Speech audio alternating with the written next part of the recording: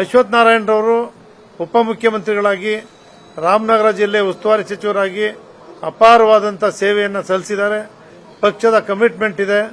ಮೈಸೂರು ಭಾಗದಲ್ಲಿ ಇವತ್ತು ಉಸ್ತುವಾರಿಯನ್ನು ವಹಿಸಿಕೊಂಡು ಬಂದಿದ್ದು, ಯಾವುದೇ ಒಂದು ಜವಾಬ್ದಾರಿ ಕೊಟ್ಟರೆ ಅದನ್ನು ಪ್ರಾಮಾಣಿಕವಾಗಿ ನಿಷ್ಠೆಯಿಂದ ದಕ್ಷತೆಯಿಂದ ಮಾಡ್ತಕ್ಕಂಥ ಒಬ್ಬ ನಾಯಕರು ಅಶ್ವಥ್ ನಾರಾಯಣರವರೇ ಬಂದಿರತಕ್ಕಂಥದ್ದು ಕೂಡ ನಮ್ಮೆಲ್ಲರ ಒಂದು ಸೌಭಾಗ್ಯ, ನಮ್ಮ ಅಭ್ಯರ್ಥಿಗಳ ಸೌಭಾಗ್ಯ ಅಂತೇಳಿ ನಾನು ಹೇಳಲಿಕ್ಕೆ ಬಯಸ್ತೇನೆ. ನಮ್ಮಲ್ಲಿ ಎಲ್ಲರೂ ಕೂಡ ಬಂದಿದ್ರಿ. ನಾನು ಒಂದು 25 ಜನ ಸೇರ್ಬೋದು ಮುಖಂಡರುಗಳು ಏನೋ ಅಂತ ಅನ್ಕೊಂಡಿದ್ದೆ.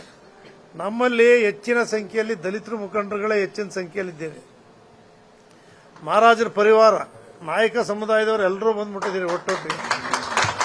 ರಾಜ ಪರಿವಾರ, ವೀರಶೈವರು ಇರ್ಬೋದು, ನಮ್ಮ ಒಕ್ಕಲಿಗರಿರ್ಬೋದು, ವಿಶ್ವಕರ್ಮ ಇರ್ಬೋದು, ಪ್ರತಿಯೊಂದು ಸಮಾಜದವರು ಅತ್ಯಂತ ಪ್ರೀತಿಯಿಂದ ನಮ್ಮ ಜಿ ಟಿ ದೇವೇಗೌಡರು ಕೂಗಿದ್ದಾರೆ, ಮಹಾರಾಜರು ಬರ್ತಾ ಇದ್ದಾರೆ ಅನ್ನೋ ಒಂದು ಒಳ್ಳೆಯ ಮನೋಭಾವನೆಯಿಂದ ಏಕ ಮನಸ್ಸಿಂದ ನೀವೆಲ್ಲರೂ ಕೂಡ ಬಂದು ಸೇರಿದಾಗ ನನಗೆ ಅತ್ಯಂತ ಅಷ್ಟಿಷ್ಟು ಸಂತೋಷ ಆಗಿಲ್ಲ, ಸಾಕಷ್ಟು ಸಂತೋಷ ಆಯಿತು. ನನಗೆ ಹೈಕಮಾಂಡ್ ನಮ್ಗೆ ಕೇಳಿದಾಗ ನಾನು ಹೇಳಿದೆ, ಹೆಂಗೆ ಏನು ಅಂತ ಕೇಳಿದಾಗಲೂ ಕೂಡ ನೀವೇನು ಯೋಚನೆ ಮಾಡಬೇಡಿ, ಮಾಡೋದು ನಮ್ಮ ಜವಾಬ್ದಾರಿ. ಅವ್ರಿಗೆ ಹೇಳಿದೆ ನಾನು, ಪ್ರತಾಪ್ ಸಿಂಹ ಅವರು ಇಲ್ಲಿಗೆ ಲೋಕಸಭಾ ಅಭ್ಯರ್ಥಿ ಆದಾಗ ಒಂದು ಪ್ರೆಸ್ಸಿನ ಕೆಲಸ ಮಾಡಿದ್ದಂಥ, ಮಾಧ್ಯಮದಲ್ಲಿ ಕೆಲಸ ಮಾಡಿದ್ದಂಥ ಒಬ್ಬ ಹುಡುಗ ಪ್ರತಾಪ್ ಸಿಂಹ, ಅವರನ್ನೇ ನಾವಿಲ್ಲಿ ಗೆಲ್ಸಿದ್ದೀವಿ. ಮೊದಲನೇ ಬಾರಿ ₹1 ದುಡ್ಡು ಯಾರು ತಗೊಂಡಿಲ್ಲ. ಎಲ್ಲ ನಾವು ಮಾಡ್ತೀವಿ ಅನ್ನೋದನ್ನ ಬ್ರ್ಯಾಂಡ್ ಮಾಡಿದ್ದಾರೆ. ಅದು ರಾಮದಾಸ್ ಗೊತ್ತು, ನನಗೇನು ಅವ್ರಿಗೇನು ಅಂತ. ಆದರೂ ಕೂಡ ಒಂದು ನಿಷ್ಠೆ. ನಾವು ಎರಡನೇ ಬಾರಿಯೂ ಕೂಡ ನಿಮ್ಮಲ್ಲಿ ಯಾರು ದುಡ್ಡು ತಗೊಂಡು ಕೆಲಸ ಮಾಡಿದ್ದೀರಾ? MP ದುಡ್ಡು ತಗೊಂಡು ಪ್ರತಾಪ್ ಸಿಂಹ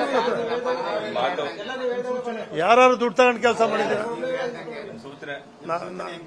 ನಾವ್ಯಾರು ಕೂಡ ಹಣಕಾಸನ್ನ ಪಡೆಯದೆ ಪ್ರತಾಪ್ ಸಿಂಹ ಅವ್ರನ್ನ 10 ವರ್ಷಗಳ ಕಾಲ ಲೋಕಸಭಾ ಸದಸ್ಯರನ್ನಾಗಿ ಮಾಡಿದ್ದೀವಿ.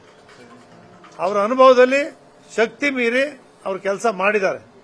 ಅವರನ್ನು ಕೂಡ ಈ ಸಂದರ್ಭದಲ್ಲಿ ನಾನು ಅಭಿನಂದಿಸ್ತೇನೆ. ಅನುಕ್ಷಣದ ಸುದ್ದಿಗಳಿಗಾಗಿ ವಿಸ್ತಾರ ನ್ಯೂಸ್ ಯೂಟ್ಯೂಬ್ ಚಾನೆಲ್ ಸಬ್ಸ್ಕ್ರೈಬ್ ಮಾಡಿ.